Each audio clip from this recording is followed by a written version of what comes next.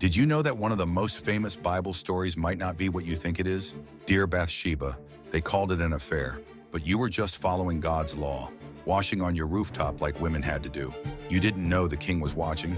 When his messenger came, you couldn't say no. He was the king. You had no choice.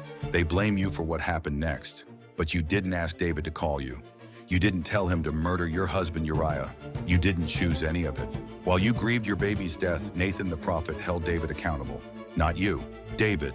But here's what they don't tell you. God wasn't done with your story. You became Solomon's mother. Your name appears in Jesus' family line, one of only 4 women mentioned. Your deepest pain became part of the most sacred story ever told. To everyone listening, you are not responsible for what powerful people did to you. Your trauma doesn't disqualify you from God's plan. He's still writing your redemption story.